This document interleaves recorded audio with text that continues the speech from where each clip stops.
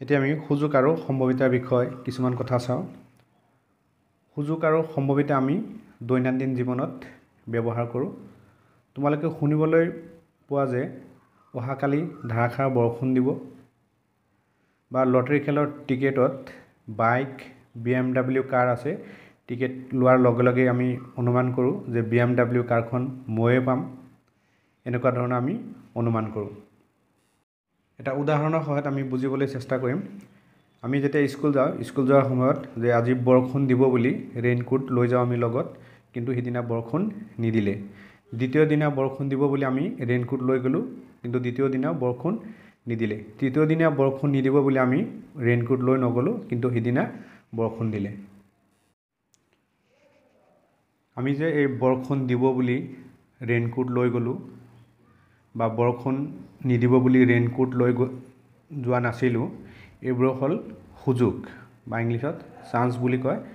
এতিয়া আমি সম্ভাৱিতাৰ বিষয়ে অকণমান চাওঁ। সুযোগ আৰু সম্ভাৱিতা প্ৰায় একেটা বস্তুৱে। সুযোগ আৰু সম্ভাৱিতা প্ৰায় একেই। যদি ঘটনা এটা ঘটাৰ সম্ভাৱনা কিমান আছে উলিয়াব লাগে, তেতিয়া আমি সম্ভাৱিতা নিৰ্ণয় কৰোঁ। এতিয়া সম্ভাৱিতাৰ ফৰ্মুলাটো আমি চাওঁ। সম্ভাৱিতাৰ ফৰ্মুলাটো হ'ল ফলটো প্ৰাপ্ত হোৱাৰ সংখ্যা ডিভাইড পৰীক্ষাটোৰ পৰা প্ৰাপ্ত মুঠ ফলৰ সংখ্যা। আমি সুযোগ আৰু সম্ভাৱিতাৰ বিষয়ে জানিলোঁ, সম্ভাৱিতাৰ ফৰ্মুলাৰ বিষয়ে জানিলোঁ। এতিয়া আমি এটা উদাহৰণৰ সহায়ত বুজাৰ কাৰণে চেষ্টা কৰিম যে মুদ্ৰা মানে কইন। মুদ্ৰা এটা কি থাকে? এটা হেড থাকে আৰু এটা কি থাকে? টেইল থাকে। তাৰমানে মুদ্ৰা এটা দুটা ছাইড থাকে। মুদ্ৰা এটা দুটা ছাইড থাকে, এটা হেড আৰু টেইল। এই দুটাক কি বুলি ক'ব? ফল বুলি ক'ব। তাৰমানে এনেকুৱা যে হেড আৰু টেইল এই দুটাক ফল বুলি ক'ব। মনত ৰাখিবা তোমালোকে। হেড আৰু টেইল, মুদ্ৰাত দুটা ছাইড থাকে, এটা হেড থাকে, এটা টেইল থাকে। এই দুটা ছাইড মিলি একেলগে কি কয়? তাক ফল বুলি কয়। এতিয়া মুদ্ৰা এটা হেড আৰু টেইল থাকে। এতিয়া যদি আমাৰ এনেকুৱা প্ৰশ্ন হয় যে মুদ্ৰা এটা যে হেড পোৱাৰ সম্ভাৱিতা, এতিয়া হেড পোৱাৰ সম্ভাৱিতা কেনেকৈ হ'ব? যে হেড পোৱাৰ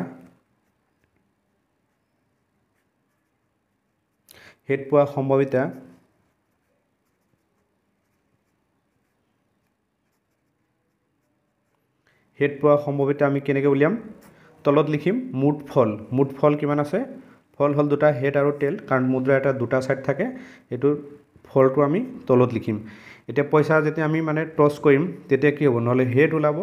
নহ'লে টেইল ওলাব। এইটো কিমান হ'ব? 1। তাৰমানে হেড এটা আছে, নহ'লে হেড এটা ওলাব, নহ'লে টেইল এটা ওলাব। তাৰমানে এটা হেড এটা আছে, সেইকাৰণে কি হ'ব? 1 হ'ব। আৰু যদি টেইল পোৱাৰ সম্ভাৱিতা কিমান হয়? টেইল পোৱা সম্ভাৱিতা কিমান হ'ব? আমি কি কৰিম? মুঠ ফল কিমান হ'ব? 2। আৰু টেইল পোৱাৰ সম্ভাৱিতা কিমান হ'ব? 1। এতিয়া আমি 1ক যদি 2ৰে হৰণ কৰি কিমান পাম? 0.5। আৰু 1ক যদি 2ৰে হৰণ কৰি কিমান পাম? 0.5। তাৰমানে মুদ্ৰা আমি টছ কৰোঁ কেতিয়া? যেতিয়া ক্ৰিকেট খেল আৰম্ভ হয়। ক্ৰিকেট খেল আৰম্ভ হোৱাৰ আগত টছ কৰে যে কোনে আগত বেটিং কৰিব।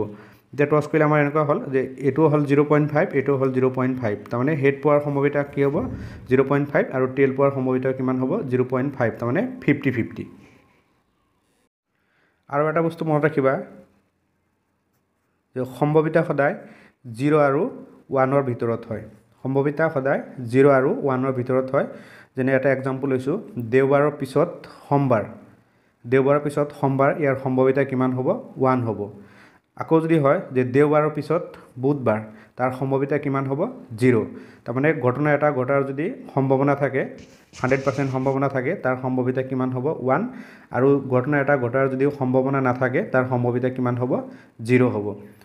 যেনে দেওবাৰৰ পিছত সোমবাৰ, এইটো কনফাৰ্ম যে দেওবাৰৰ পিছত সোমবাৰ আহিবই। এইটো সম্ভাৱিতা কিমান হ'ব? 1 হ'ব। আৰু দেওবাৰৰ পিছত যদি মঙলবাৰ হয়, দেওবাৰৰ পিছত মঙলবাৰ হ'লে তাৰ সম্ভাৱিতা কিমান হ'ব?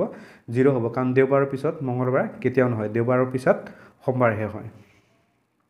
এতিয়া আমি আৰু এটা উদাহৰণৰ সহায়ত বুজাৰ কাৰণে চেষ্টা কৰিম। এইটো লুডুগুটি। লুডুগুটি প্ৰথমটোত কিমান থাকে? 1 থাকে, তাৰপিছত 2, 3, 4, 5, 6। তাৰমানে লুডুগুটিত মুঠ ফল কিমান হ'ব? 6 হ'ব। মুঠ ফল 6। মুঠ ফল 6। লুডুগুটিত মুঠ ফল 6। এতিয়া ইয়াত যদি আমাৰ আহে যে 1 পোৱাৰ সম্ভাৱিতা নিৰ্ণয় কৰিব লাগে 1 পোৱা সম্ভাৱিতা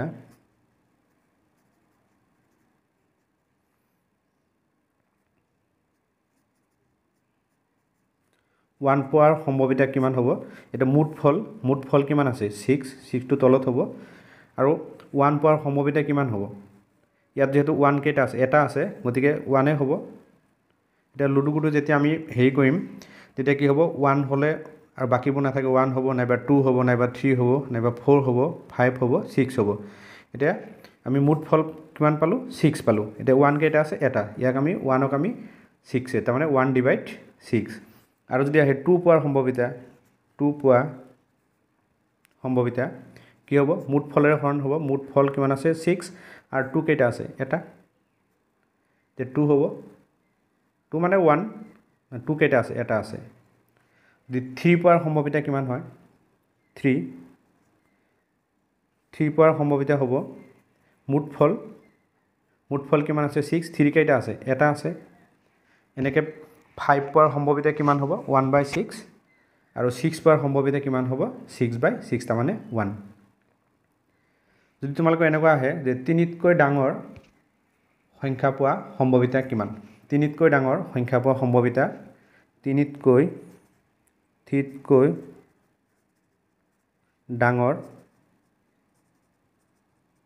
3তকৈ ডাঙৰ সংখ্যা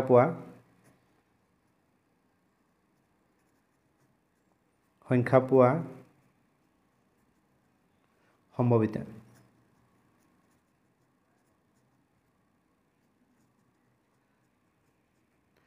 তিনিতকৈ ডাঙৰ সংখ্যা পোৱা সম্ভাৱিতা আমি কেনেকৈ উলিয়াম তিনিতকৈ ডাঙৰ কি আছে 1 আছে 2 আছে 3 আছে তিনিতকৈ ডাঙৰ কি আছে 4 আছে 5 আছে আৰু 6 আছে তে তিনিতকৈ ডাঙৰ সংখ্যাৰ সম্ভাৱিতা আমাৰ নিৰ্ণয় কৰিব লাগে মুঠ ফল কিমান আছে 6 তে তিনিতকৈ ডাঙৰ কি আছে 4 এটা আছে 5 এটা আছে আৰু 6 এটা আছে তাৰ মানে কেইটা হ'ব তিনিটা 3 এতিয়া 3 1 যা 3 3 2 যা 6 কিমান হ'ব 1/2 তাৰমানে তিনিতকৈ ডাঙৰ সংখ্যা পোৱাৰ সম্ভাৱিতা কিমান হ'ব 1/2 এতিয়া আমি অংককেইটা চাওঁ এতিয়া আমি 1 নম্বৰ প্ৰশ্নটো চাওঁ 5.3 1 নম্বৰ যে আকস্মিক বক্তৃতাৰ প্ৰতিযোগীৰ বাবে বিচাৰকে কাগজৰ টুকুৰাৰ কিছুমান বিষয়সমূহ লিখি প্ৰতিযোগীৰ নেদেখাকৈ এখন থালত ৰাখি থলে বিষয়সমূহক A B C আৰু D ৰে চিনাক্ত কৰিলে এজন প্ৰতিযোগীয়ে বাছনি কৰিব পৰা ফলসমূহ কি হ'ব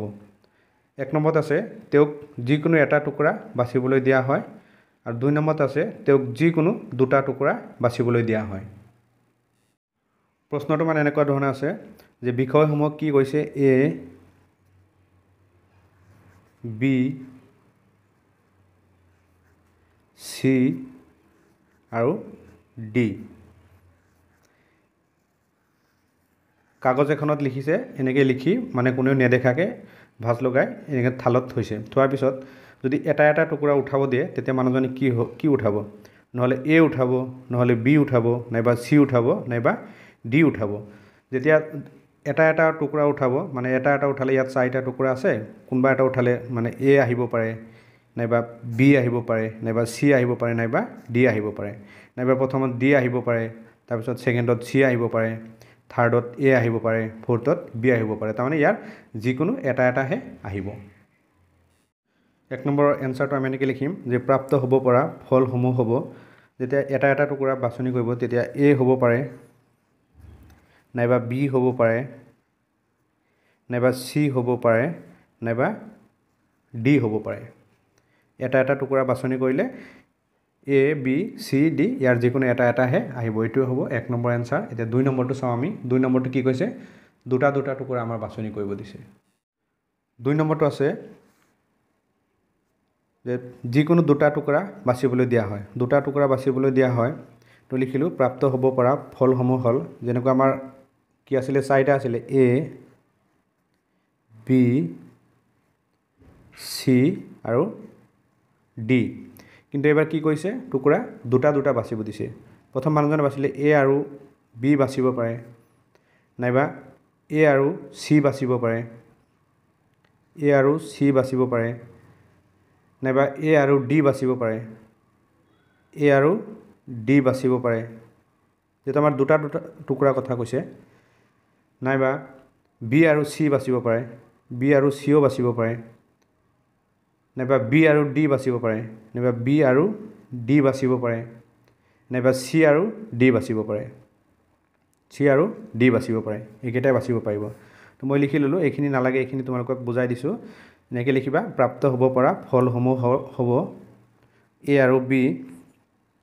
এ আৰু বি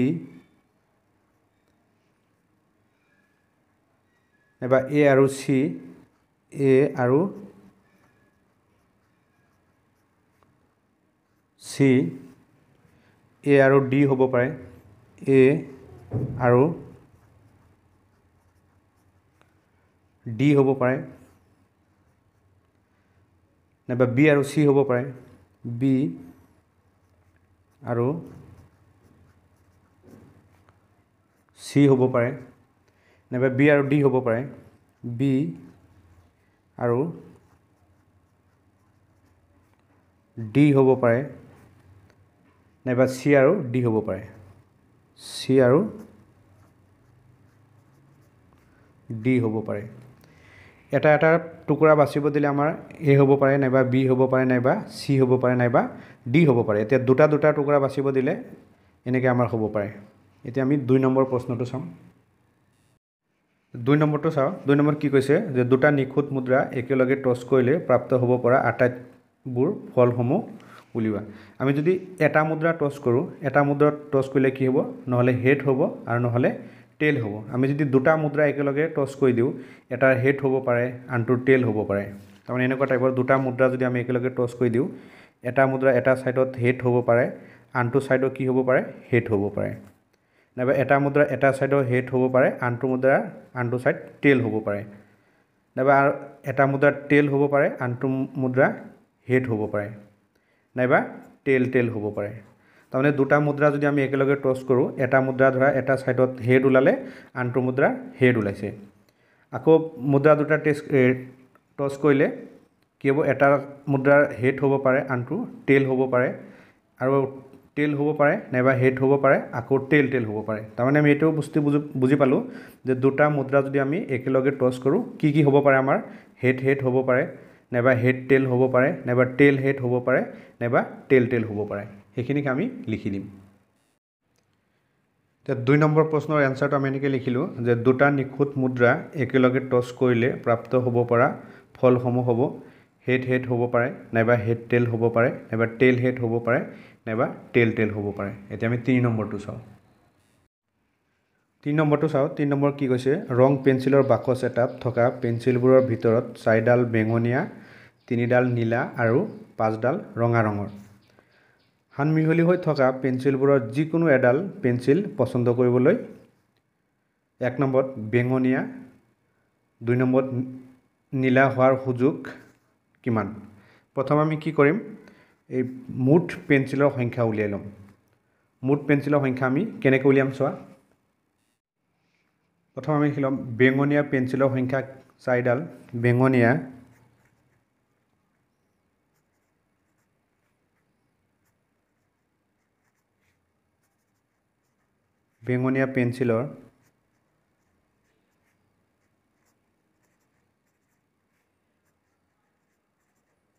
বেঙুনীয়া পেঞ্চিলৰ সংখ্যা কিমান আছিলে 4 বেঙুনীয়া পেঞ্চিলৰ সংখ্যা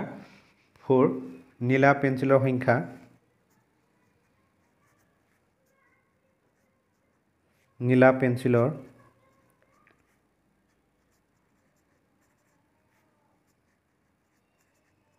নীলা পেঞ্চিলৰ সংখ্যা নীলা পেঞ্চিলৰ সংখ্যা আছিলে 3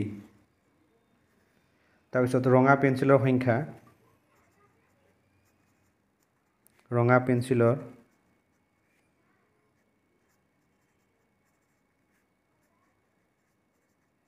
সংখ্যা ৰঙা পেঞ্চিলৰ সংখ্যা আছিল 5 আমি মুঠ পেঞ্চিলৰ সংখ্যা উলিয়াই ল'ম এতেকে মুঠ পেঞ্চিলৰ সংখ্যা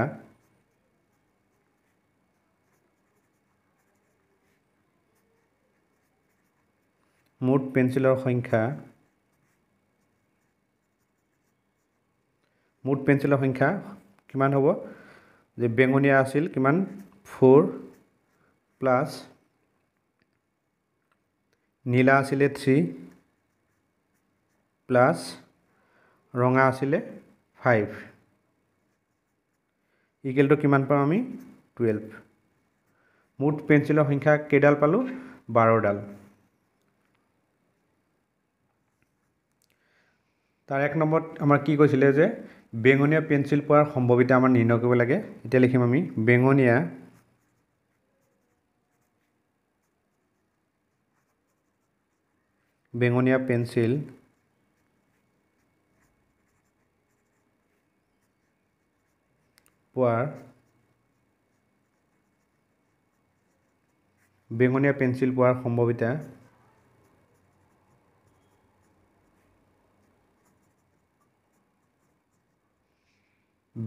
পেঞ্চিল পোৱাৰ সম্ভাৱিতা কিমান হ'ব বেঙুনীয়া পেঞ্চিল পোৱাৰ সম্ভাৱিতা হ'ব আমি মুঠ ফল কিমান পাইছো 12 মুঠ ফল পাইছো 12 আৰু বেঙুনীয়া কেইডাল আছিলে 4 ডাল এতিয়া 4 4 1 যা 4 আৰু 4 3 যা 12 তাৰমানে 4 যাব 12 ত 3 বাৰ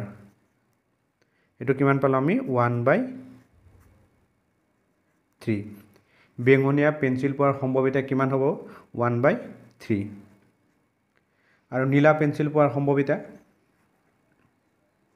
2 নম্বৰটো আছে নীলা পেঞ্চিল পোৱাৰ সম্ভাৱিতা নীলা পেঞ্চিল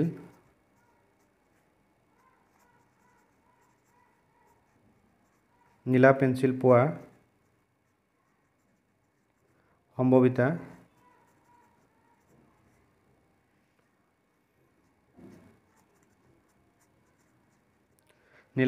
সম্ভাৱিতা হ'ব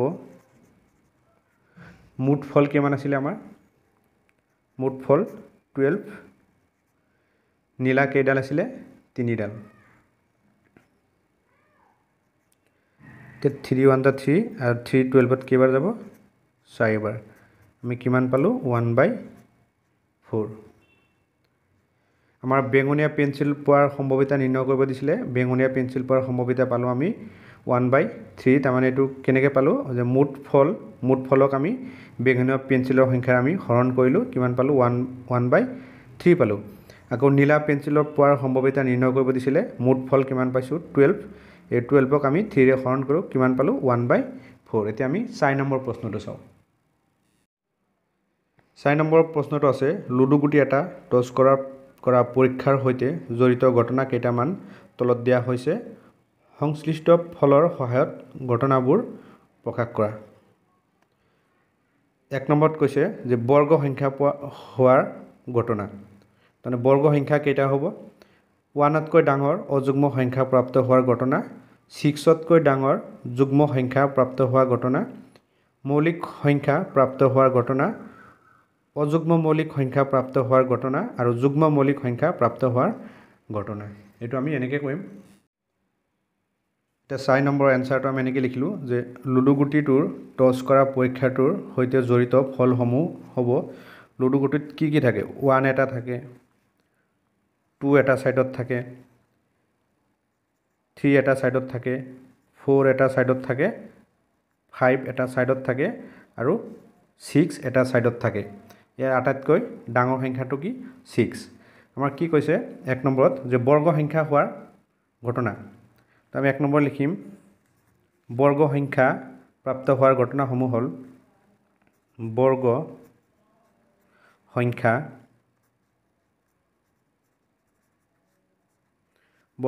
প্ৰাপ্ত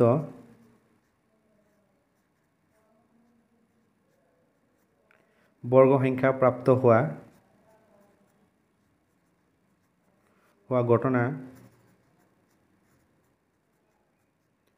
বৰ্গ সংখ্যা প্ৰাপ্ত হোৱা ঘটনাসমূহ হ'ল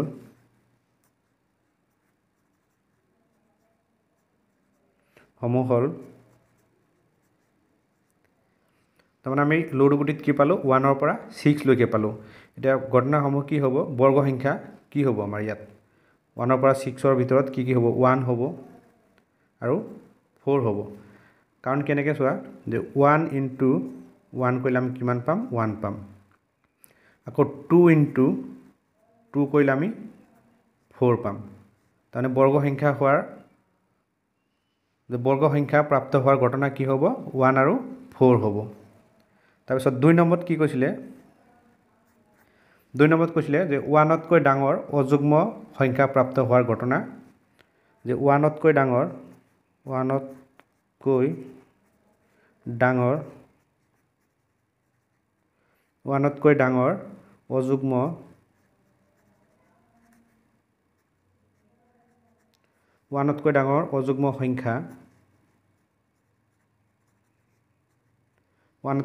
অযুগ্ম সংখ্যা প্ৰাপ্ত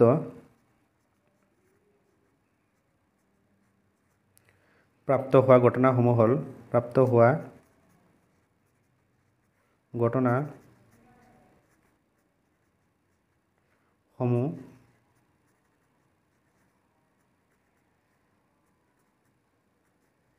হ'ল 1তকৈ ডাঙৰ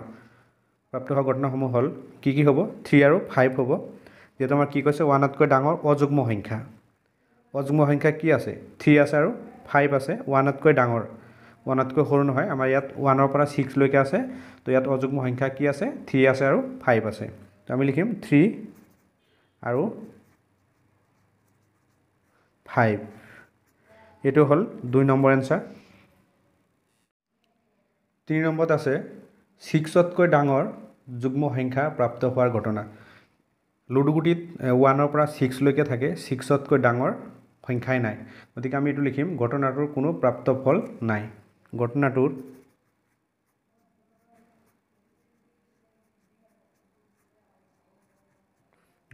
কোনো প্ৰাপ্ত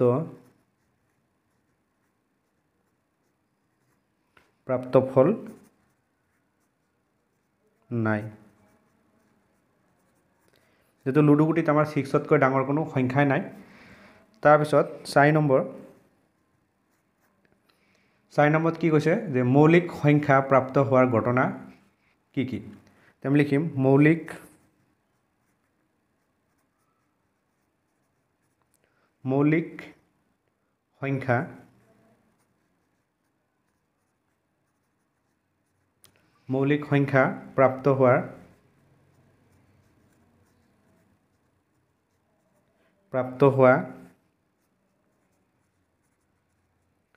মৌলিক সংখ্যা প্ৰাপ্ত হোৱাৰ ঘটনা হ'ল ঘটনাসমূহ হ'ল মৌলিক সংখ্যা কি আছে 1 পৰা 6 ৰ ভিতৰত 2 আছে 3 আছে আৰু 5 আছে তো আমি কি লিখিম 2, 3 আৰু 5 যে 4 নম্বৰটো চাও সো এইটো 4 নম্বৰ কৰিলে আমি 5 নম্বৰটো চাম 5 নম্বৰটো কি কৈছিলে অযুগ্ম মৌলিক সংখ্যা প্ৰাপ্ত হোৱা ঘটনা হ'ল অযুগ্ম সংখ্যা 1 পৰা 6 ৰ ভিতৰত কি আছে 3 আছে আৰু 5 আছে তো আমি লিখিম অযুগ্ম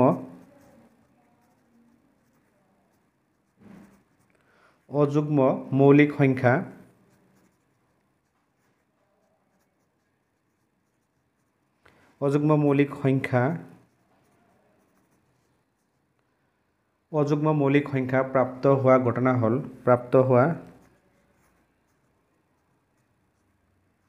প্ৰাপ্ত হোৱা ঘটনা হ'ল কি হ'ব অযুগ্ম মৌলিক সংখ্যা প্ৰাপ্ত হোৱা ঘটনা কি হ'ব আমাৰ অযুগ্ম মৌলিক সংখ্যা কি আছে ইয়াত 1 পৰা 6 ৰ ভিতৰত 3 আছে আৰু 5 আছে তো আমি লিখিম 3 আৰু 5 5 নম্বৰ এনসাৰটো হ'ল 3 আৰু 5 6 নম্বৰত কি কৈছে যুগ্ম মৌলিক সংখ্যা প্ৰাপ্ত হোৱাৰ ঘটনা হ'ল 6 নম্বৰত লিখিম আমি যুগ্ম মৌলিক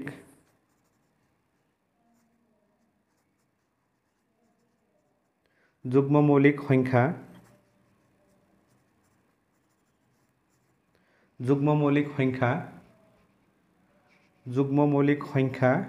প্ৰাপ্ত হোৱা ঘটনা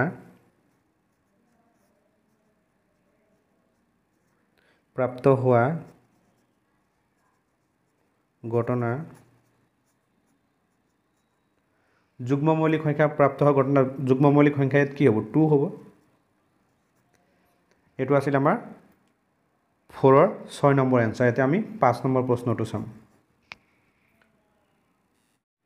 আমি 5 নম্বৰ প্ৰশ্নটো চাও 5 নম্বৰ প্ৰশ্নত আছে যে এখন মোনাত 15টা ৰঙা 10টা নীলা আৰু 5টা হালধীয়া মাৰ্বল হালহলনি কৰি থোৱা আছে তানে মোনা এখনত কি আছে মাৰ্বল আছে তাৰ 15টা ৰঙা 10টা নীলা আৰু 5টা হালধীয়া মাৰ্বল তাত কি কৈছে মিক্স কৰি থৈ দিছে মোনাখনৰ পৰা যিকোনো এটা মাৰ্বল বাছনি কৰিবলৈ প্ৰাপ্ত মাৰ্বলটোত এক নম্বৰত আছে ৰঙা নীলা হালধীয়া নীলা বা হালধীয়া হোৱাৰ সম্ভাৱিতা কিমান প্ৰথম আমি মুঠ মাৰ্বলৰ সংখ্যা নিৰ্ণয় কৰিম 5 নম্বৰত প্ৰথম আমি মুঠ মাৰ্বলৰ সংখ্যা উলিয়াই লম ৰঙা মাৰ্বলৰ সংখ্যা ৰঙা মাৰ্বলৰ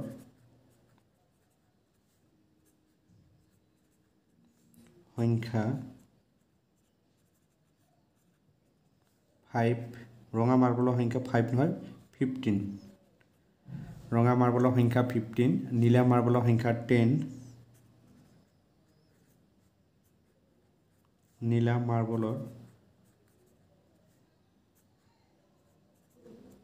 সংখ্যা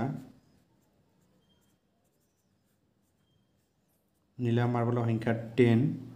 আৰু হালধীয়া মাৰ্বলৰ সংখ্যা 5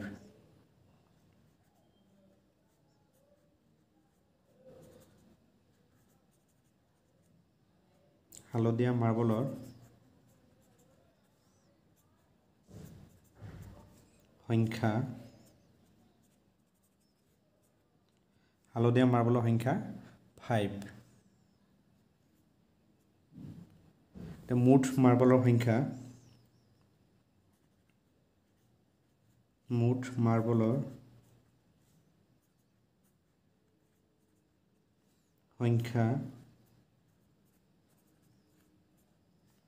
মুঠ মাৰ্বলৰ সংখ্যা ৰঙা আছিল আমাৰ 15 প্লাস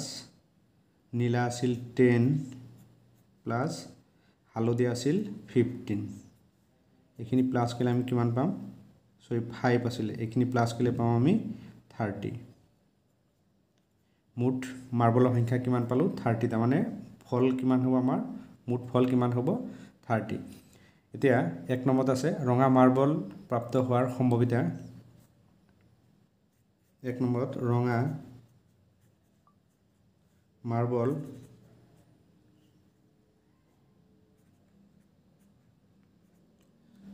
মাৰ্বল প্ৰাপ্ত হোৱাৰ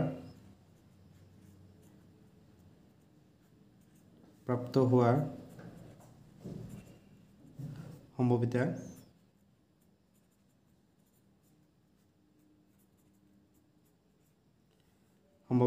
মুঠ ফল পালো আমি 30 আৰু ৰঙা মাৰ্বল আছিলে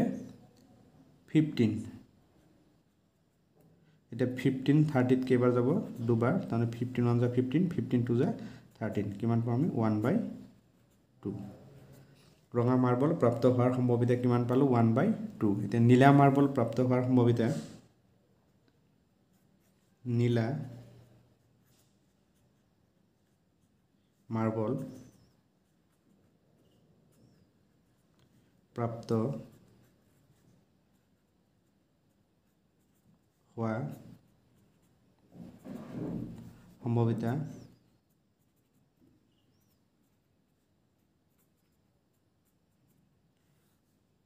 কিমান মুঠ ফল হল 30 আৰু নীলা মাৰ্বল আমি কিমান পাইছিলো নীলা মাৰ্বল পাইছিলো 10 নীলা মাৰ্বল 10 এক 10 এৰে ডিভাইড কৰিম তাৰমানে 10 10 10 যাব কিমান 3 নীলা মাৰ্বল প্ৰাপ্ত হোৱাৰ সম্ভাৱিতা কিমান হ'ব 1/3 আৰু হালধীয়া মাৰ্বল প্ৰাপ্ত হোৱাৰ সম্ভাৱিতা 3 নম্বৰ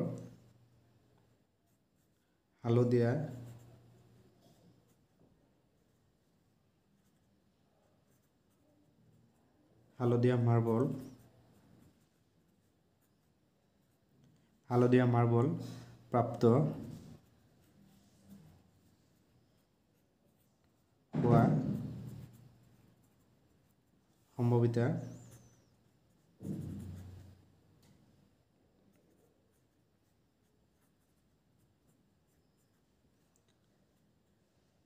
কিমান হ'ব মুঠ ফল কিমান আছে 30 আৰু হালধীয়া মাৰ্বল আমি কিমানটা পাইছিলোঁ হালধীয়া 5 5ত এবাৰ যাব 5 30ত কিমান যাব 6 কিমান পাম 1/6 হালধীয়া মাৰ্বল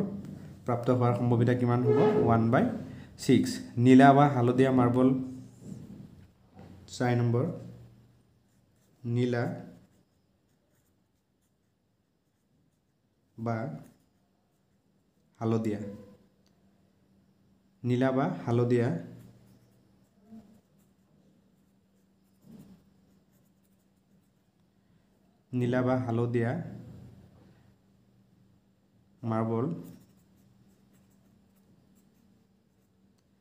বা হালধীয়া মাৰ্বল প্ৰাপ্ত হোৱাৰ সম্ভাৱিতা প্ৰাপ্ত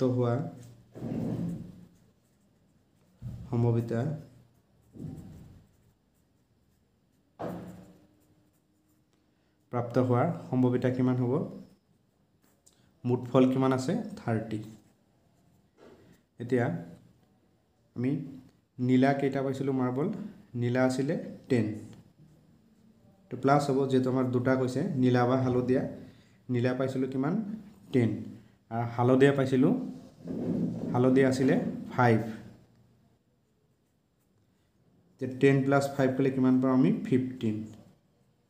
তলত কিমান আছে 30 এই 15 30ত কেইবাৰ যাব দুবাৰ কিমান পাম আমি 1/2 নীলা বা হালধীয়া মাৰ্বল প্ৰাপ্ত হোৱাৰ সম্ভাৱিতা আমি পালোঁ 1/2 এইটো আছিল 5ৰ এনসাৰ ছাত্ৰীসকল আজিৰ ভিডিঅ'টো ইমানেই আছিলে তোমালোকে যদি মোৰ চেনেলটোত নতুন আহিছা চেনেলটো সাবস্ক্ৰাইব কৰি দিবা লাইক কৰিবা কমেন্ট কৰি মোক জনাবা ভিডিঅ' কেনে পাইছা আৰু বন্ধু বান্ধৱীৰ মাজত শ্বেয়াৰ কৰি দিবা